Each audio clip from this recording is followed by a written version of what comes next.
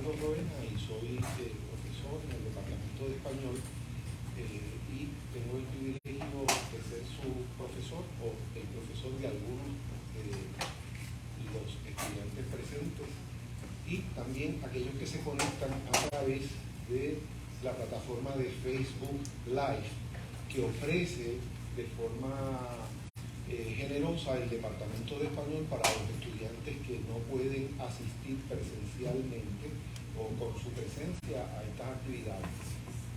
Los recibimos a esta hora del comienzo de la actividad y antes de presentar a nuestro invitado de hoy, quiero aclarar algunos detalles. Esta charla, conversatorio, se hace en el contexto de el curso de ESPA 3202 que ofrece el Departamento de Español para todos los estudiantes conducentes a grados de bachillerato en muchas, si no en todas de las disciplinas que se ofrecen en la Universidad de Puerto Rico en Humacao.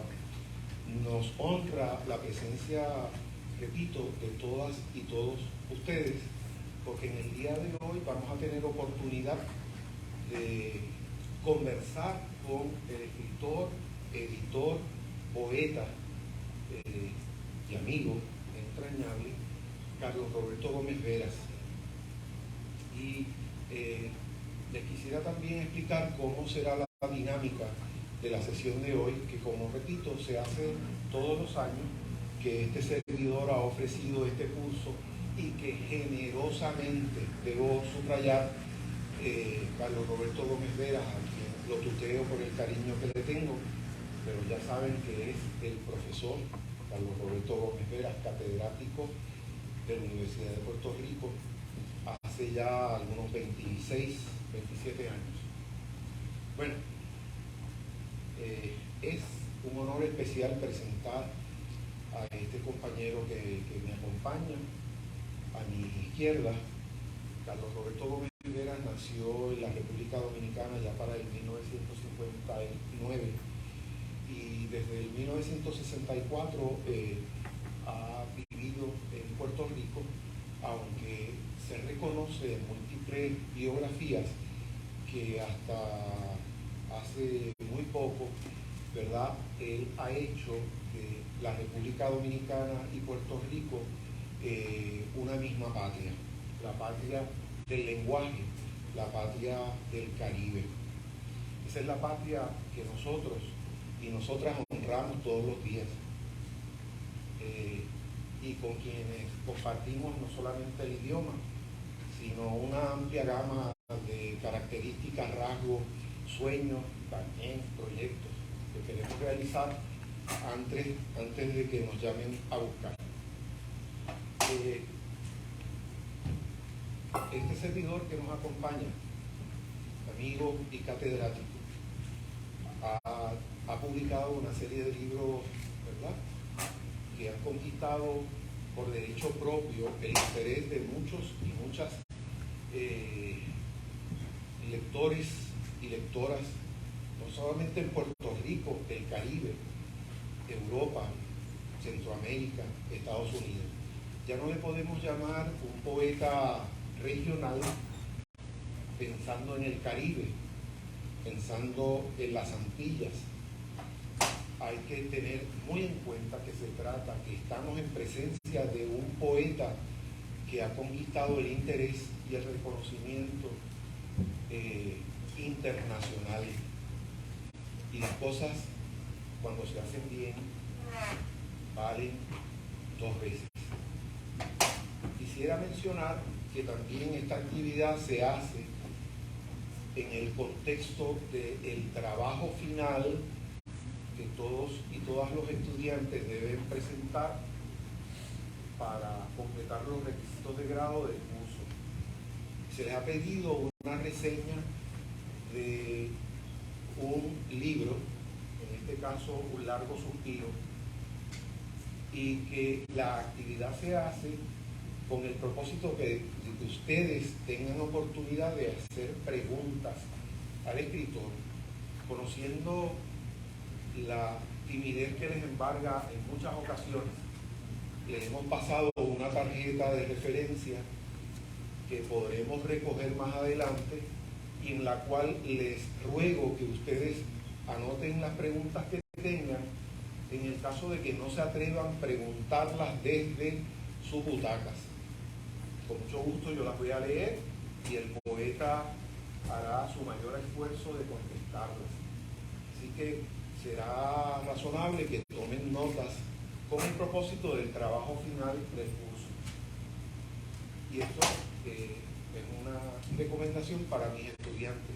Hay estudiantes aquí que no pertenecen a mis cursos, pero igualmente los invito a hacerlo. Nuestro escritor inicia, no vamos a hablar de carrera, no vamos a hablar de profesión, vamos a hablar de una vocación elegida con mucha pasión allá para el 1989 por la publicación de su primer libro, Viaje a la Noche. Ese primer libro le permite lograr el Premio Nacional de Poesía del Pen Club de Puerto Rico, que es una institución que reconoce los valores literarios en Puerto Rico y en el Caribe. Luego, en 1996, publica La Paloma de la Plusvalía y otros poemas para empedernidos. Y estos son los primeros dos libros.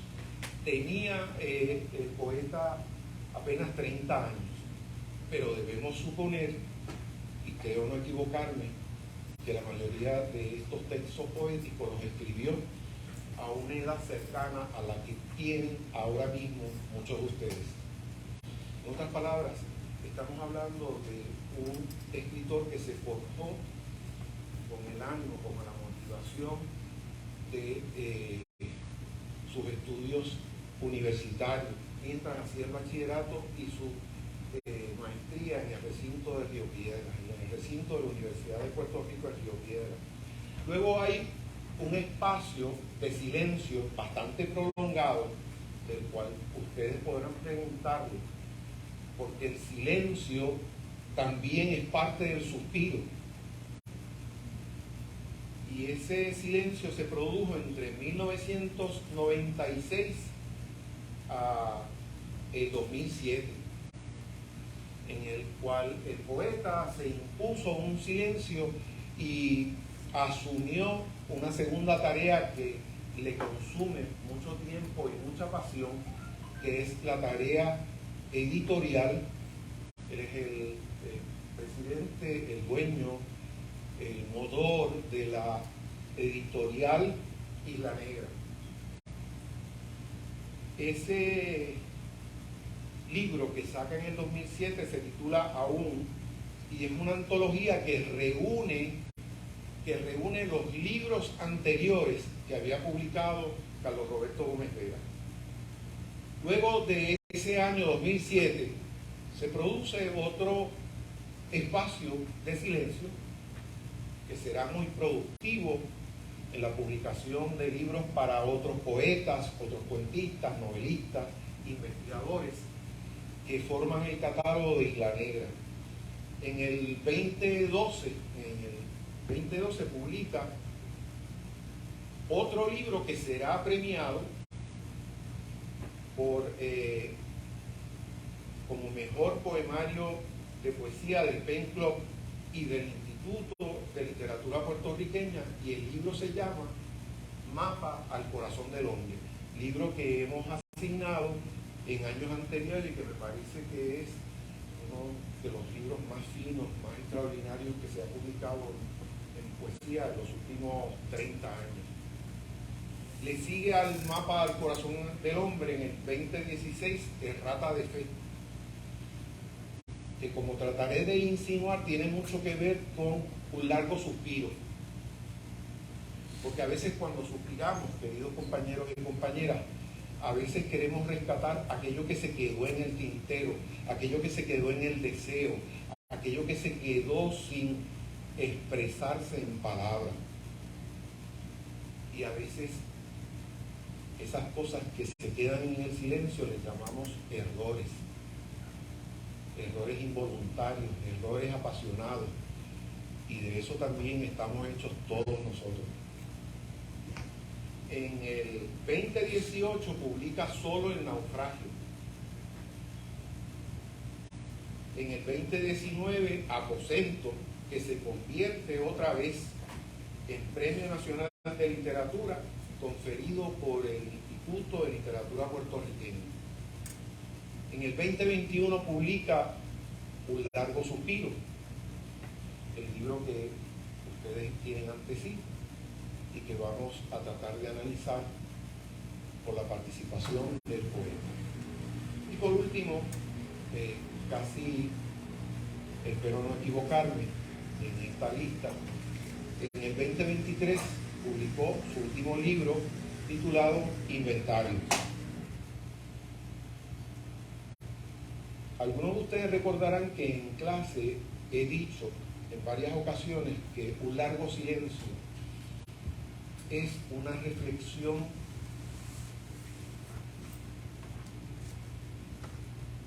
muy dinámica entre el pasado, el deseo y la nostalgia. Y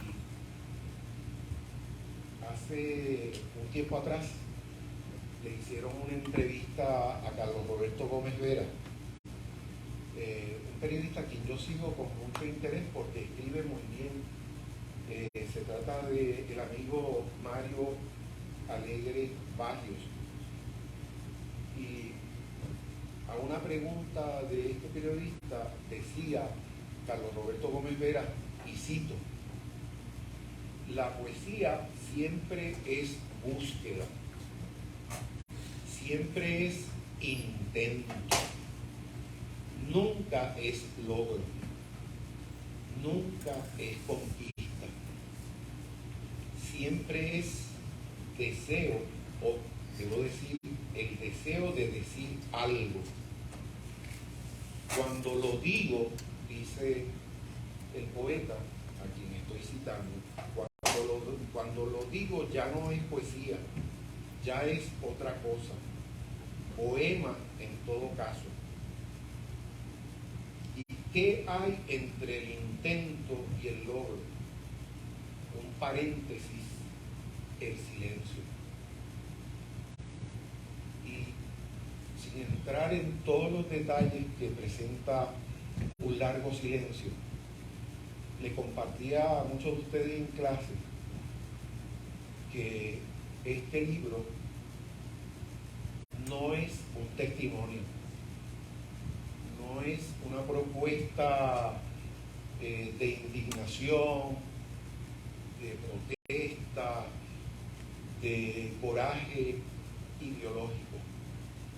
Este libro es ante todo una búsqueda de lo que compartimos ustedes y yo, que es el deseo de amar y el deseo de encontrar correspondido ese deseo, de llamarnos nosotros y nosotras. Este libro investiga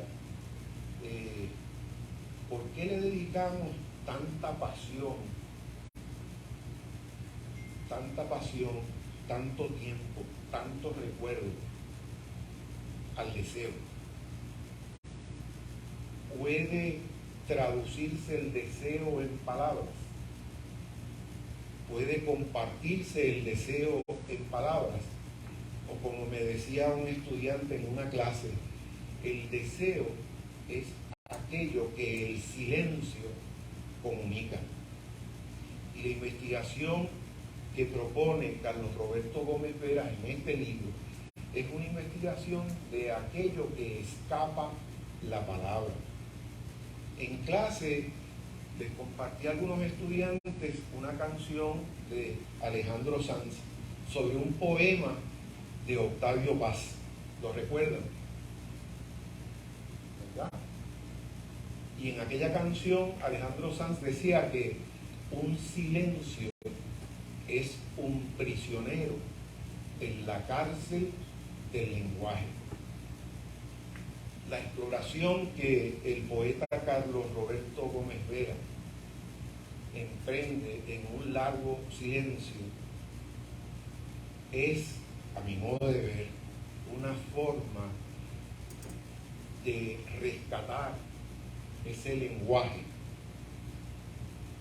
y de comunicar todo lo que comunica el silencio cuando es honesto, cuando está pegado del mayor lirismo,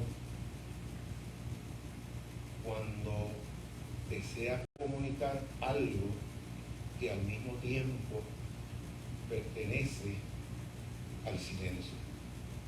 Así que, sin más, yo le voy a pedir al amigo catedrático y profesor de este recinto, Carlos Roberto Gómez Vera, que se comunique con ustedes y que concentremos, ¿verdad?, la exploración de este evento en ese libro que acabo de introducir, titulado Un largo silencio.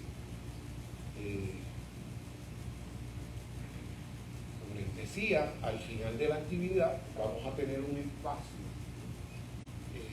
para que ustedes puedan honrar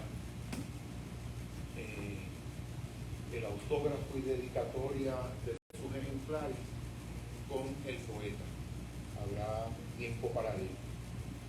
Muchas gracias y les dejo con el poeta.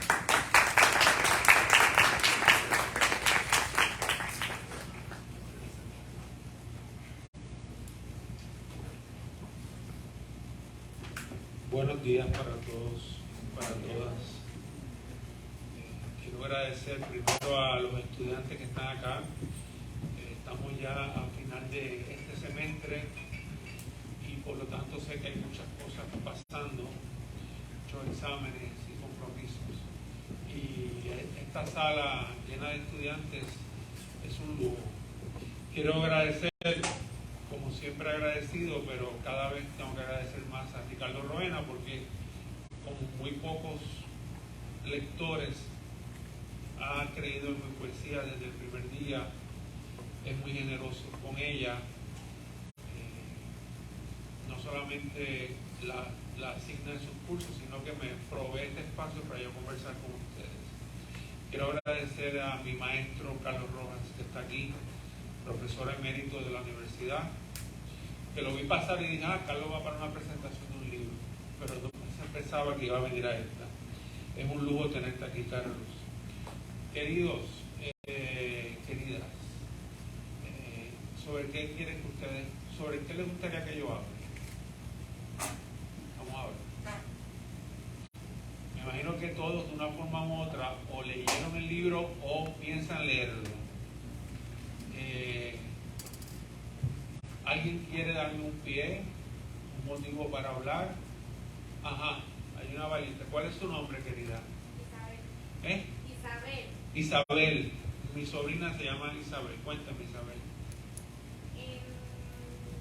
¿Puedo comenzar? ¿En qué momento de su vida, en qué etapa, casado, soltero, trabajando, viudo, pasando un divorcio, lo que de verdad escribe usted esta obra?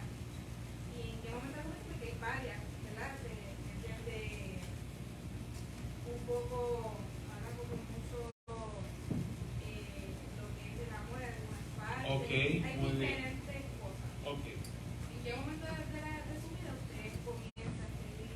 Como esto es una clase, más que porque es parte de una clase, pues voy a hacer algo que no haría, por ejemplo, en una librería donde no tengo un público de estudiantes. Esto es un público muy especial porque son estudiantes, así que tengo la oportunidad de no solamente hablarles, sino de enseñarles algo o de mostrarles algo, no sobre mí, sino sobre la poesía en general, sobre la escritura en general. ¿Está bien? Miren, hay una tentación, hay un deseo que viene desde mucho tiempo atrás de unir un texto con el autor de ese texto. Cuando usted une un texto con el autor, a ese texto se le llama la obra.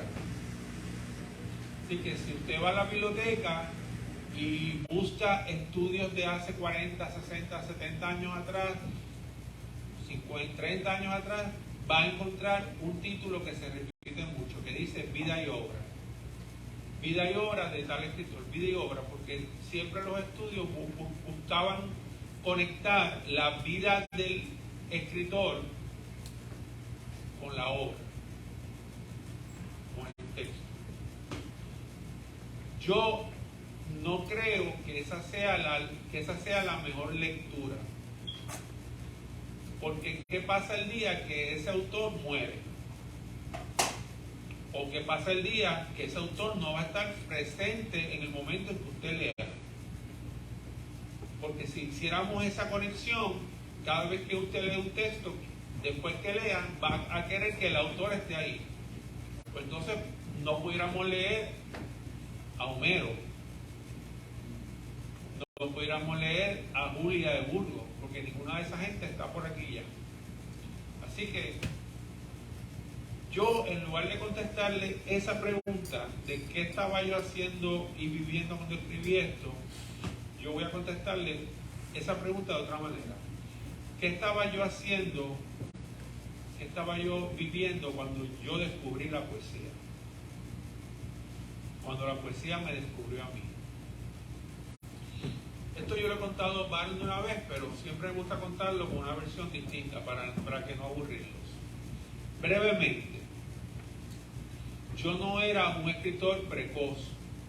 Hay muchos escritores que dicen, yo nací escribiendo. Y eso puede pasar. Escritores que nacen y desde muy temprana edad empiezan a escribir. Yo no fui un escritor precoz. Yo cuando era pequeño hacía lo que hacían los niños pequeños, jugar y a veces no hacer nada. Yo vine a encontrar la literatura como una obsesión cuando yo entré a la universidad. Pero lo que me motivó a esto de la literatura es, como bien usted dice, una experiencia que tuve en mi vida. Y es que cuando yo entré a la universidad, primero yo no sabía lo que yo iba a estudiar. ¿Cuántos de ustedes no saben todavía lo que van a estudiar? Levanten la mano. Sin miedo. Nadie. Es que la cámara me apunta a mí, no a ustedes. Así que yo no sabía lo que iba a estudiar. Y así que empecé a experimentar varias cosas.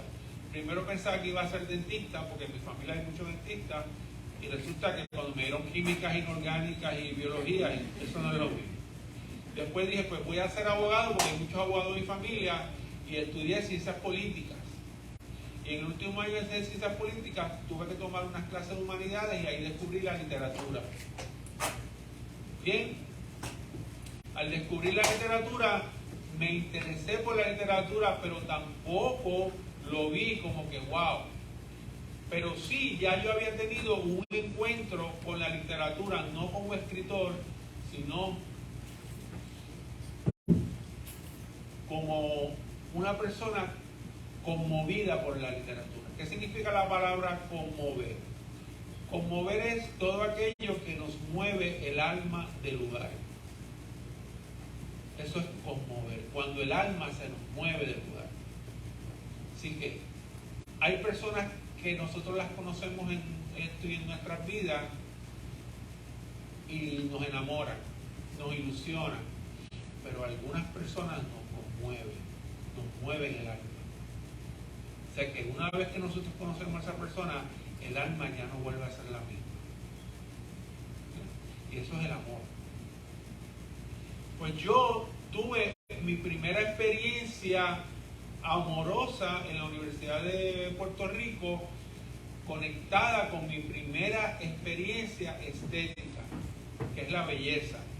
O sea, dicho en otras palabras, la primera vez que yo vi una mujer desnuda, me sentí conmovido. Y dije, ¿qué carajo es esto? Yo pensaba que todos teníamos mucho pelo y todos olíamos mal. resulta que no, que hay unos aquí en la especie que están hechos de otra cosa. Pues esa experiencia me llevó a yo experimentar una serie de sensaciones y emociones, y después de experimentarla sentí la urgencia, la necesidad de vida o muerte de comunicarlas. Ese momento fue un momento de definición, porque yo pude haber sentido la necesidad de comunicarlas a través de la música. Hubiera terminado músico. O de comunicarlas a través de la pintura, hubiera terminado pintor. ¿Están conmigo?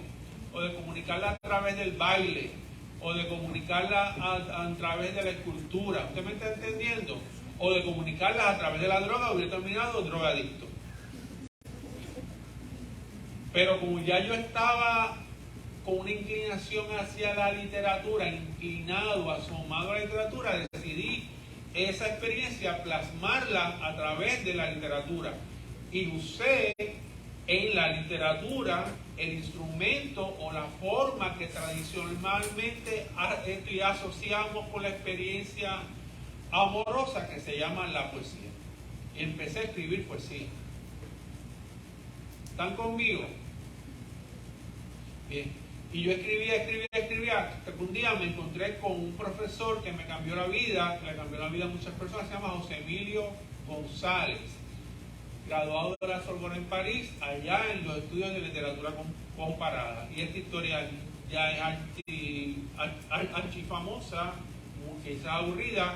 Él me vio en los pasillos escribiendo y me preguntó qué era que tanto que yo escribía, que si yo estudiaba. Dije, no, profesor, yo no estoy estudiando, es que yo soy poeta. Y él se quitó los lentes, me dijo, ¿que tú eres qué? Yo soy poeta, profesor. ¿Por qué tú dices que tú eres poeta? Porque yo escribo poemas. Entonces, yo lo escribía en maquinilla y lo corría con liquid paper. El liquid paper existe todavía. Pues yo corregía, me pasaba corrigiendo y escribiendo, iba a mi casa en la maquinilla y volvía. Entonces me dijo, ¿tú quieres que yo lea esto? Ah, profesor, será un honor para mí. Pues ven a mi oficina, y cuando fui a su oficina 2 días después, él me dijo, mira, lo he leído todo y todos los poemas estaban marcados con tintas rojas, todos. Así que había una prueba de que lo había leído.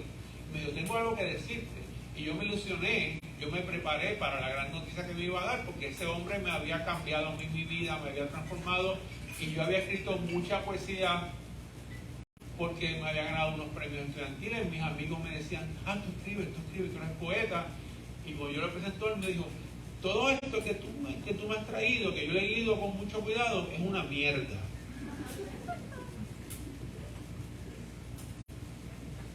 O sea, él no dijo, mira, hoy en día no hubiera hecho eso porque yo lo hubiera hecho y acusado de algo, ¿verdad? Lo hubiera cancelado, es la palabra, lo hubiera cancelado. Lo pongo en Facebook, este profesor le hace una huelga y el hombre se hubiera suicidado. Pero en esa época no era así, y cuando él me dijo eso, él no usó, esta poesía no está muy bien, no, él me dijo, esto es una mierda. Lo dijo 3 veces, y después me lo demostró, mira esto, y yo, profesor, no, todo sirve, nada, vete, y me fui. Entonces yo me fui a mi casa y hice lo que todo el mundo hace cuando tiene una situación así, cuando una novia lo deja, o cuando pide el puto trabajo, o cuando le dicen que usted escribe una mierda. ¿Qué hice? Me encerré en el cuarto. Entonces mi mamá tocaba la puerta, abre la puerta, ven, y yo, no, ven a comer, no, ven a bañarte, no, te estás metiendo droga, por eso quería ser poeta. Y le decía, no, es que estoy triste. Entonces, en esa tristeza, yo encerrado ahí, pensé, pero ¿qué pasó? Si yo tuve esta experiencia, sentí la poesía, escribía poemas, me decían que yo era poeta, y este tipo me dijo que esto es una mierda, ¿qué pasó aquí? Y me puse a pensar, y los griegos, acuérdense de los griegos, al final, nosotros somos hijos de los griegos, aunque usted nunca vaya a Grecia, y nunca vea a los griegos, y no lea griego, usted es hijo de los griegos, porque los griegos inventaron la filosofía y ahí está todo lo que es el hombre. Y los griegos dijeron, hay un momento en que el hombre no entiende nada de lo que está pasando, y si se mete en el mismo, no sale, sino se mete. Como dijo uno de los grandes psiquiatras, si salgo de mí, me ciego, y si entro en mí, empiezo a ver. Y me metí, eso se llama el anagnórisis, el momento de luz, el anagnórisis. Y yo dije, wow. Y yo mismo, sin ser griego, sin ir a Grecia, llegué a esta conclusión casi filosófica, maestro. Dije, yo no soy poeta porque no soy escritor. Y no soy escritor porque no soy lector. Y me di cuenta que yo no había leído, así que como yo quería escribir si no había leído. Y me puse a leer, dejé de escribir y me puse a leer. Leí. Y un día, después de tanto leer, me di cuenta de que la lectura es fundamental, porque la lectura me da a mí el inicio del proceso de la creación artística, que se llama la imitación, el imitatio. Y dije, yo quiero escribir como este, yo quiero escribir como el otro. Eso se llama la imitación. Así que usted coge a Picasso, el padre del cubismo, y coge una obra cubista y dice, wow, esto es Picasso. Pero usted se va a las primeras obras de Picasso y es totalmente realista, imitando a sus maestros. Así que yo dije, pues yo quisiera escribir como esta gente. Y leí. Y un día volví a tener otra experiencia que me motivó volver a la escritura, y esta vez empecé a escribir, pero no escribí un poema, ni dos, ni tres, escribí un libro. Es otra cosa que el escritor debe de plantearse. El escritor es como un arquitecto. El arquitecto no construye una puerta ni una ventana, construye un edificio. Así que si usted quiere ser un artista, tiene que construir un edificio, tiene que plantearse un edificio que tiene sótano, base, columna, ventana, techo. Usted se plantea un libro. El escritor siempre se plantea libros. Eso es como yo me acostumbré a escribir. Por eso es que yo siempre he dicho que yo escribo libros, yo no escribo poemas, yo me siento a escribir libros. Ahora mismo yo estoy escribiendo 4 libros a la vez. Estoy escribiendo 4 libros a la vez. Uno que está listo, que me di cuenta que no sirve, que lo estoy rompiendo, y juraba que estaba listo. Y 2, que es. Entonces yo me senté a escribir un libro. ¿Y a quién usted cree que se lo llevé? ¿A quién se lo llevé? Al profesor, a José Emilio, al terrible. Pero como yo no quería verlo, hice lo que ustedes hacen cuando no quieren entregar algo a un profesor y no lo quieren ver. ¿Se lo dejé dónde? En el buzón, ¿verdad? Se lo dejé en el apartado, entonces él lo vio y él me llamó, yo vivía allá solo y me dijo, Carlos Gómez, como ladrón en la noche, no te atreviste a enfrentarte a mí y me dejaste esto en mi buzón. Tengo algo que decirte también sobre esto. Aquí hay poesía, pero ven a mi casa. Yo fui a su casa y me senté con él y él me explicó. Me dijo, ¿qué has aprendido? Pues he aprendido, profesor, que hay que leer. ¿Qué más? Que hay que vivir. ¿Qué más? Que hay que sentir la urgencia de escribir. ¿Qué más? Que hay que plantarse un proyecto, un gran edificio.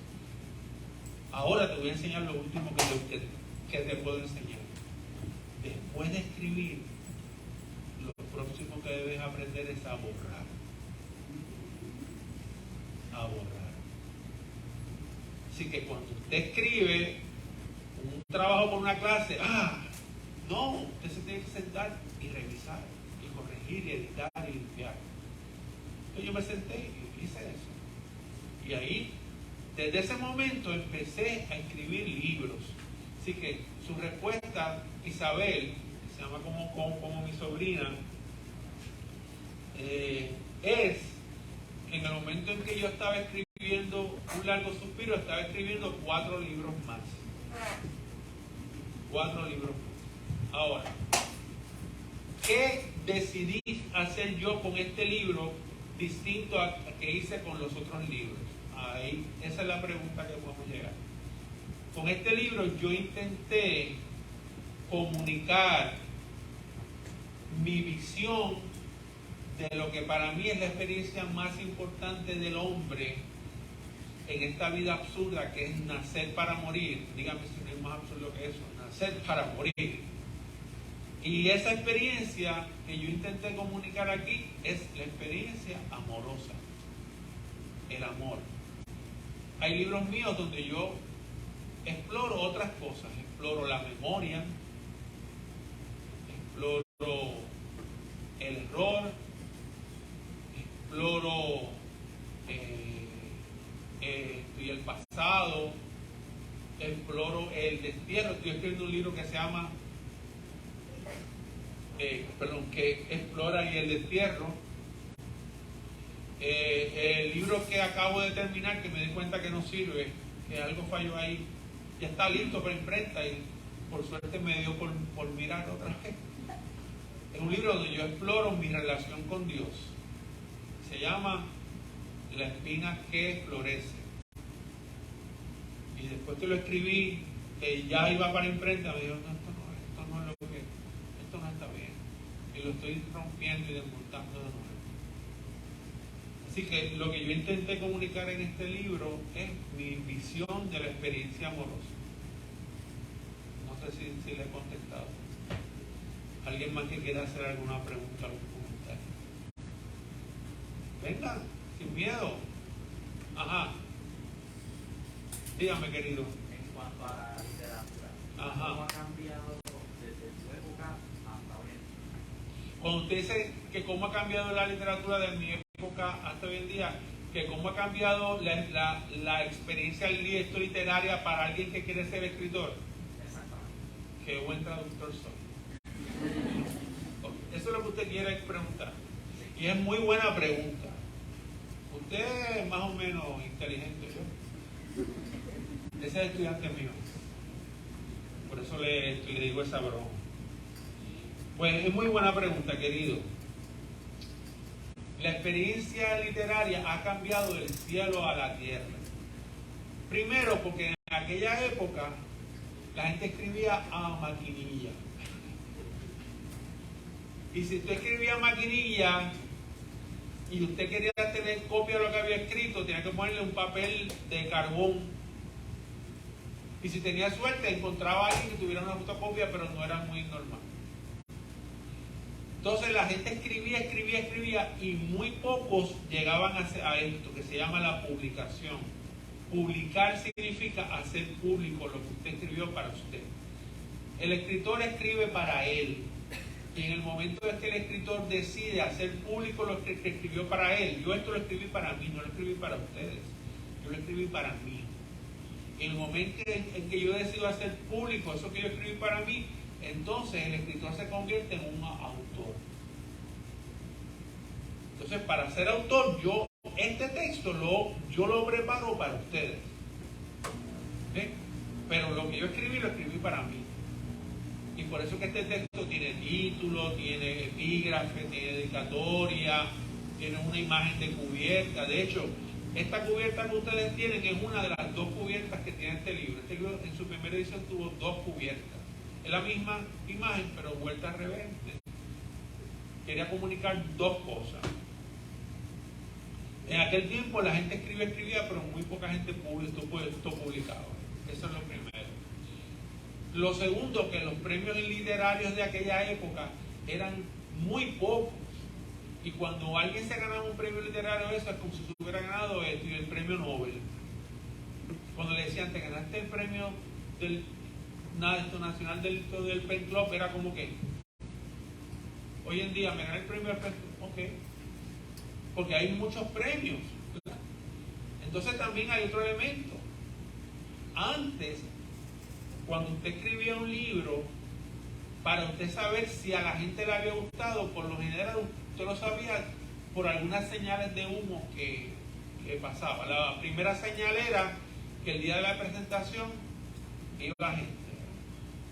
Pero después de la presentación, la gente que iba, muchas de ellos eran críticos, hacían comentarios del libro en revistas, en periódicos. Segundo, usted se ganaba un premio. Pero ganarse un premio implica suerte. No solamente implica calidad, implica suerte. Pero hoy en día, ese mundo ya no es ese mundo, es otro mundo. Porque hoy en día cualquiera puede publicar un libro. Antes solamente podían publicar un libro aquellas personas que lo escribían y tenían acceso a que una editorial le dijera, sí, esto me gusta y lo voy a publicar. Así que había mucha gente que nunca llegaba voy a publicar. Hoy cualquiera puede, hoy hay más autores que escritores. Miren lo que acabo de decir. Hay más autores que escritores. Segundo, una gran diferencia es que hoy en día tenemos las plataformas, las famosas medios. Así que yo hoy en día he conocido cientos y cientos de autores que nunca han publicado un libro y sin embargo son autores porque todo lo publican en Facebook. Y está todo en Facebook. Y hoy en día, en lugar de los críticos literarios, que es un proceso que a veces hay que tener suerte y a veces no, que era que una persona viera el libro, le gustara y decidiera escribir algo bonito o negativo sobre el libro y encontrar un lugar donde publicarlo, hoy en día los críticos literarios son los likes. Si yo tengo 100 likes, pues me siento un gran escritor. Si tengo un like, soy un mal escritor. Así que también el concepto de la crítica ha cambiado radicalmente. Hay que tener eso en consideración. Son grandes diferencias. Y esa diferencia ese es el mundo que usted tiene. Yo he tenido suerte, fantástico. Vamos a la pregunta ahora. He tenido suerte de que yo conozco ambos mundos. He tenido la posibilidad de conocer aquel mundo y pero ustedes no conocen al mundo. Este es el mundo que conocen, el de los likes, es el del Facebook, es el de que usted quiere ser autor, usted va a cualquier imprenta y a las 2 semanas ya usted es autor. Entonces hay una cantidad enorme de posibles autores y hay muy pocos escritores. Ricardo, creo que hay muchas preguntas, ¿verdad? Sí, tengo algunas preguntas que se han repetido, así que si no escuchan las que usted redactó, le ruego que me disculpen, ¿verdad? Porque son muchas. Una de las preguntas que el público envió es que hemos visto que existen varias portadas del libro Un largo suspiro. Sí, hay 2 portadas del libro. Hay 3. Sí. Ajá, déjame ver.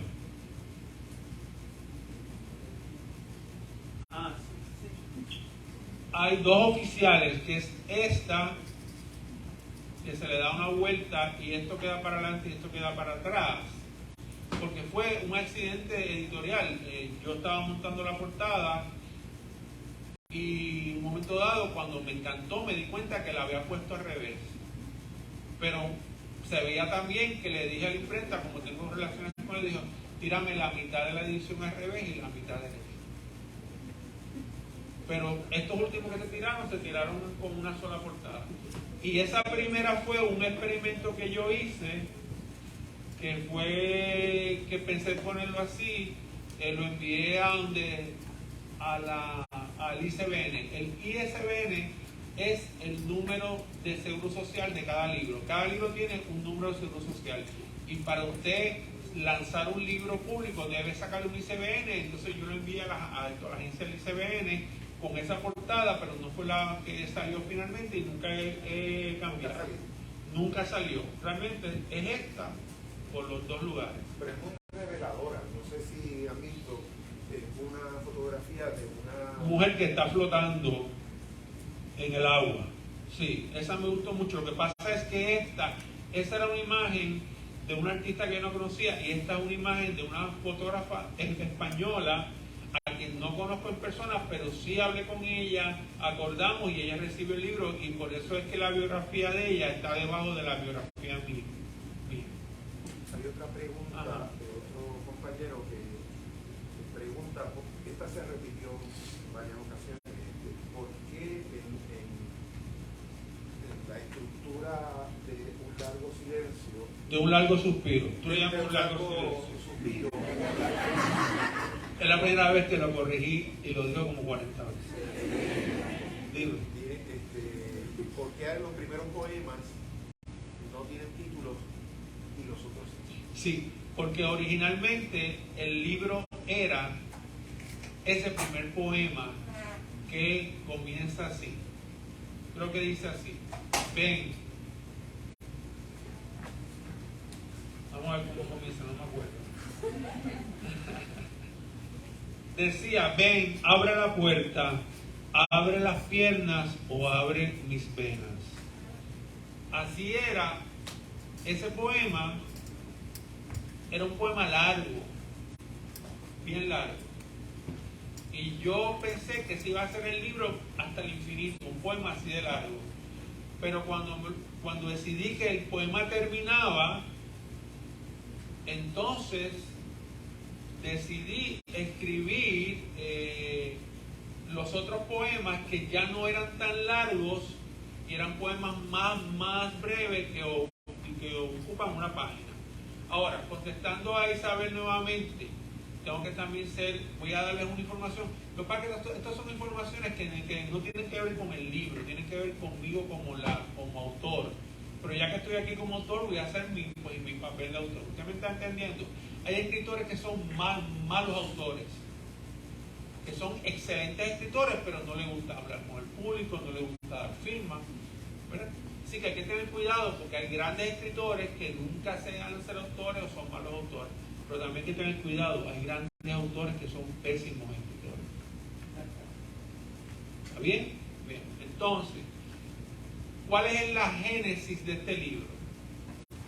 Pues yo tengo una amiga muy especial en Brasil, que nunca llegamos a conocernos en persona, y mantuvimos una relación de amistad exquisita por un largo periodo de tiempo.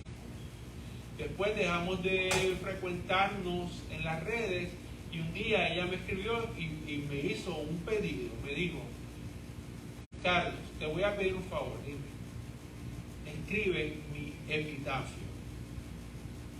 El epitafio es lo que aparece en las tumbas, en los cementerios. Ese es el epitafio, esas últimas palabras. Digo, pero tú estás bien. Digo, sí, yo estoy perfecto, pero cuando yo muera quiero que el epitafio me lo hayas escrito tú. Así que yo escribí el primer poema, no el poema que es el largo suspiro, el poema que se llama Casi un epitafio. Y ese poema se lo escribí para ella. Y después de escribir ese poema, me pareció tan interesante lo que ella me estaba pidiendo, porque ella, sin decírmelo en ese momento, estaba uniendo las dos fuerzas fundamentales de la vida humana, Eros y Tánatos, el amor y la muerte. Y yo dije, wow, pues voy a escribir sobre el amor y la muerte, y eso es el libro. Entonces, por eso el libro está dividido en dos partes. En el largo suspiro, que es ese poema que yo pensaba que iba a ser el libro solo, y después, cuando ella me pide ese epitafio, son los epitafios que siguen. O sea, que según mi construcción del libro, el libro está dividido en dos partes. En el largo suspiro, que es ese poema largo inicial, y la segunda parte son los otros poemas, que son los epitafios. O sea que para mí todos los otros poemas son epitafios, aunque no se llamen epitafios.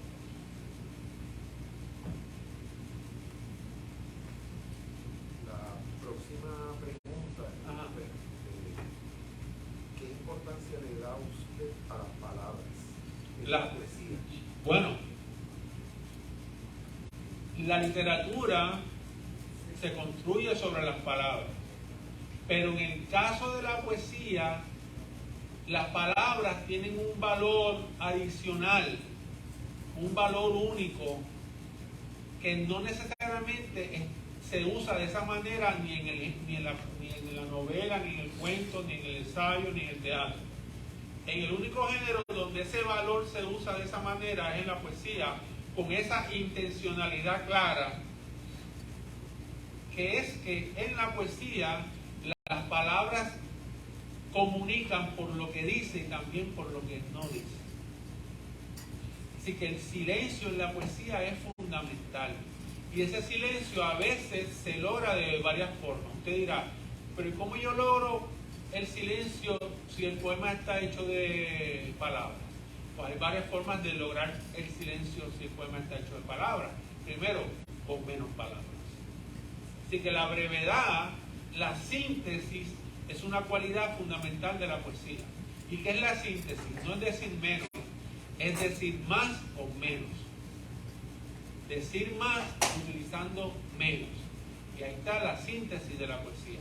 Otra forma que se logran los silencios en esto y en la poesía es creando espacios entre las palabras. A veces un poeta decide escribir un verso y donde termina esa palabra, crea un espacio y 5 o 6 espacios después viene otra palabra. Así que ese paréntesis, ese espacio que está ahí comunica cosas. Los espacios.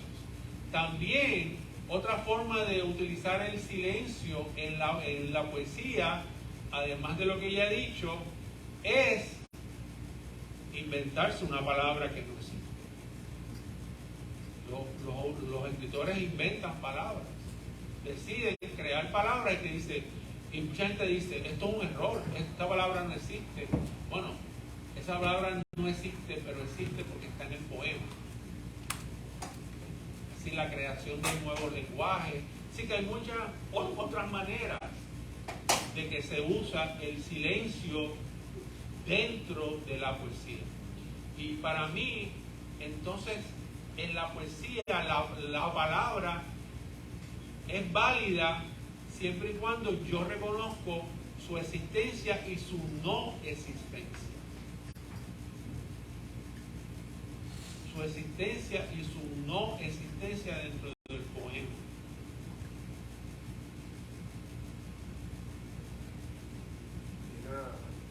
Obviamente, ¿por qué decidió titular este poemario Un largo suspiro? Un largo suspiro. ¿Por qué no le puso un largo silencio? Bueno, en cierta medida, lo que pasa es que si le digo por qué, entonces, ¿qué es lo que estoy haciendo si le digo por qué? Pues hago mi papel de autor. Estoy resolviéndole el puto libro. Yo no quiero resolverle el puto libro. Yo quiero que usted lean el texto y usted llegue a sus propias conclusiones.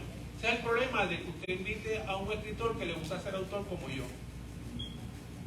O sea, no, sinceramente, no me invite a estas cosas porque entonces yo le voy a decir cosas que le voy a masticar el texto. Se lo voy a masticar, se lo voy a procesar y se lo voy a dar. No, eso no es lo que aspira a la literatura. La literatura debe ser un encuentro entre usted y el texto. Si yo estoy aquí, esto es una pura casualidad. Esto no es parte de la realidad literaria. O sea, esto que está pasando aquí entre nosotros es una anomalía, es algo raro en el mundo literario. Pero ya que estoy aquí, pues, bueno, vamos a hacerlo. Un largo suspiro, para mí, es un título que recoge prácticamente el libro completo, porque primero es un título que me lleva a hacerme una pregunta. ¿Qué carajo es un largo suspiro? Así que un buen título siempre debe llevarnos a una pregunta, a una duda. O sea que un título debe ser una puerta para otra puerta. Si yo le pongo un largo poema de amor, pues ya está dado. Pues ya esto es una receta de arroz blanco. Pues ¿para qué voy a leer el libro? Si esto es una receta de arroz blanco. Pero un largo suspiro. ¿Por qué se dio ese largo suspiro? ¿Quién dio el largo suspiro? ¿Por qué el suspiro fue largo? ¿Qué pasó después del suspiro? ¿Qué pasó antes del suspiro? Todas esas son preguntas que yo entiendo que recogen este título. Y además, que después me pareció fascinante porque dialoga perfectamente con la imagen de portada. ¿Verdad que sí? Porque en cierta medida, si usted busca la imagen de portada, ese ángulo que tiene esa mujer ahí, se dan cuenta que es una mujer, ¿verdad? Por el pelo largo, aunque el día no es necesariamente así, pero yo soy aburrido, yo soy heterosexual. Reconozco que soy aburrido. Pues eso es una mujer, fíjese en la posición que está, que es una posición que se acerca a lo que podría ser un orgasmo. Es un éxtasis, un orgasmo, un momento de crimen. Ya está. Sorry, eso es lo que eso es lo que no quería decir. Esta persona Ajá, esa persona. manifiesta que detecta mucho vitalismo en un largo suspiro. Claro, porque es un libro vital, porque es un libro donde coincide el amor y la muerte, imagínense. Aquí está el amor y la muerte, porque para mí la experiencia amorosa es una experiencia de muerte. Cuando usted ama, usted decide dejar de vivir usted para que el otro viva. Así que en el amor uno de los dos va a ir a morir. No hay tal cosa como que, 50 y 50, yo voy a morir 50 y tú 50, o no. Uno de los dos se va a joder. La experiencia amorosa es eso. Así que usted, si entra a la experiencia amorosa, sepa que usted va a ser víctima o victimario. Pero no hay tal cosa como que, vamos a hacer un manual, un contrato, y esto va a ser perfectamente 50 y 50. No, nada de eso. Así que la experiencia amorosa para mí es una experiencia totalmente mortuoria también. El que ama tiene que aprender a morir. Ahora, lo maravilloso de esa muerte, que es la muerte del amor, es que usted puede revivir y resucitar infinitamente. La primera vez que a mí una mujer me dejó, yo dije, me voy a matar, me voy a suicidar. Yo pensé, bueno, pues como Madame Bovary con veneno de rata, o como Anthony Bourdain, me voy a ahorcar. No, pero no se muere nada. Al contrario, eso es fabuloso. Usted tiene que pasar por eso para que usted regrese más vivo, con más deseo de volver a morir. Es así, ¿no? Y esa es la experiencia amorosa. Ajá, ¿qué más? Digo, yo tengo 74 años. Me veo bien, pero tengo 74. ¿Usted sabe cuántas veces yo he besado y me han besado? ¿Cuántas veces yo he dejado y me han dejado? ¿Cuántas veces yo he llorado y me han llorado? Infinita cantidad de veces. Y yo se lo puedo asegurar. No hay cosa más exquisita que eso. Que lo dejen a uno dice, he dicho una mierda, y al otro día dice, ya. El próximo, la próxima. Eso es así. Ahora, ¿qué es lo que pasa con la literatura? O con el arte en general? Que el arte tiene esa capacidad de convertir esos momentos terribles de muerte en algo que se llama belleza. De que si usted tiene suerte y cuando lo dejan, o usted deja, y usted tiene esa suerte de que usted pinta, dibuja, escribe, toca algo, pues iba a salir algo muy hermoso. Si no, pues búsquese un psiquiatra o un perro, o cámbiese de sexo, no sé, o que métase al ejército. Ajá, dígame. Hay una pregunta aquí que se recibió varias veces: ¿cómo concibe el proceso, la mecánica de escritura, de escribir? Ya hiciste relación a la construcción de un edificio. ¿Cuánto tiempo le dedica? Es una dinámica, ¿verdad? Bueno, cada escritor tiene su forma y sus manías. Es famosa las historias de los escritores. Creo que era Balzac, que tomaba café para no dormir. Y cuando estaba escribiendo era con café, y no dormía 1 hora y 2, estaba escribiendo. Proust creo que se encerraba en una habitación de corcho para evitar el ruido. Hay escritores que hacen de todo, ¿verdad? Así que usted le puede preguntar a cada escritor y cada uno tiene. Hay escritores que escriben todos los días. Mira, yo lo he oído. Yo escribo todos los días. Se sientan y escriben todos los días. Yo no puedo hacer eso. Yo lo que he decidido es, para que no me pase lo que tú dijiste, ese paréntesis, que tuve más de 10 años sin escribir, lo que decidí es que yo siempre estoy escribiendo un libro. En este momento yo estoy escribiendo 4 libros a la vez. Y cada libro está en una fase distinta. Así que cuando yo escribo un poema, digo, este poema va para tal libro. Y escribo a la vez. Pero hay gente que no, hay gente que no escribe así. Cada uno le funciona distinta. Hay gente que escribe, y después dice, reúne todo lo que escribe y es un libro. O hay gente que escribe y nunca se lo plantea como libro. Usted tiene que encontrar su manera. Ahora, voy a dar un anuncio no pagado. Usted está en la Universidad de Puerto Rico, en Humacao. Y la Universidad de Puerto Rico en Humacao tiene una cosa que muy pocos recintos tienen y que lo ha logrado mantener por 20 años, que se llama el Círculo Literario. La doctora Alina Santiago y yo, que está aquí, que es mi hermana, Alina Luz y yo somos los últimos mentores de ese círculo que ha durado 20 años y ha tenido diferentes mentores. Si usted tiene algún tipo de interés en la escritura literaria, vaya al círculo, se reúne todos los martes en qué salón, en el salón 12, ahí está la presidenta y la vicepresidenta, levanten la mano, ahí están ellas dos. Vaya al círculo, que no se va a arrepentir. Usted no tiene que escribir, usted solamente tiene curiosidad por la escritura, vaya al círculo. Ya este semestre terminado, pero el semestre que viene vamos a comenzar todos los martes, están ahí. O estamos nosotros, o están ellas, o que ambos, pero vaya al círculo literario porque es una experiencia única, única. Dígame, querido. Si lo que busco es mejorar la manera de escribir canciones, Ajá. ¿es el lugar correcto de ese sitio? También puede ir, porque en última instancia, ¿qué es el poema? El poema es una manera de la canción y la canción es una manera del poema.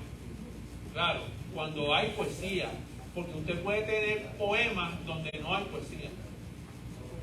Y puede tener canciones donde no haya poesía.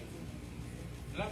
Porque si usted pasa 2 horas, 3, 4, 8 horas escribiendo sobre una mesa para lograr rimar culo con mulo, yo le puedo asegurar que ahí no hay poesía.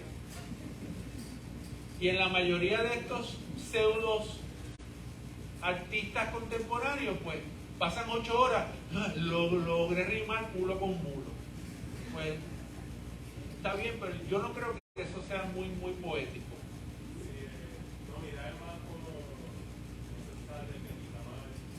No, usted puede usar la canción de muchas maneras, vaya, porque en última instancia, lo que usted haga con lo que aprende allí, esa es su decisión.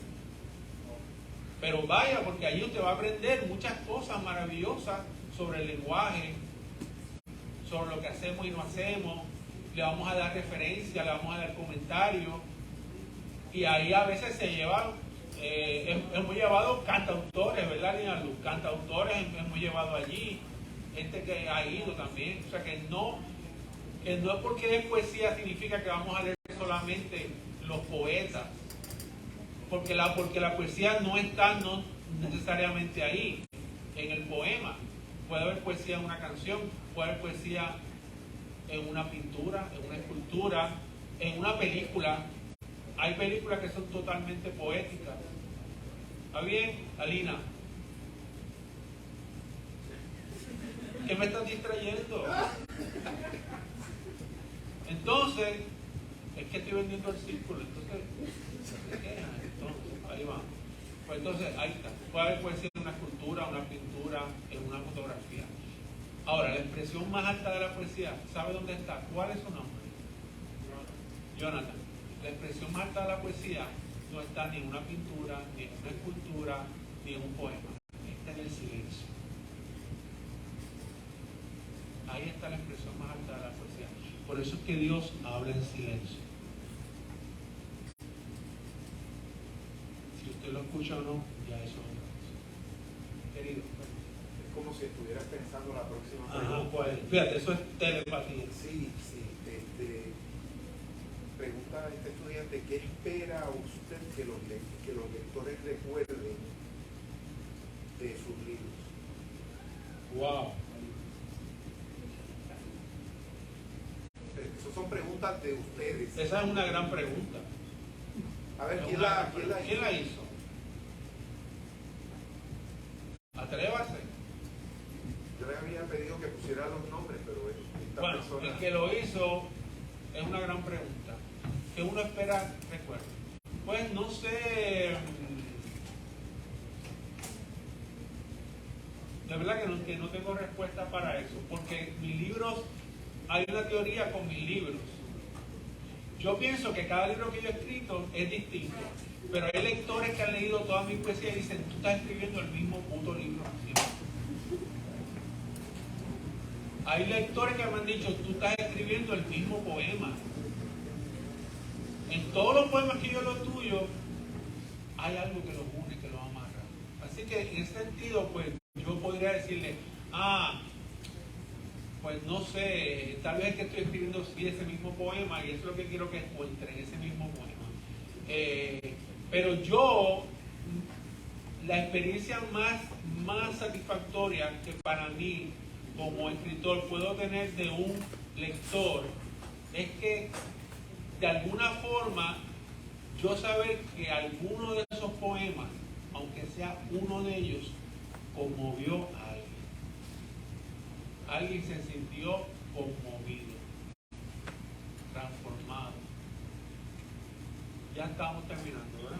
Hay una pregunta, una última.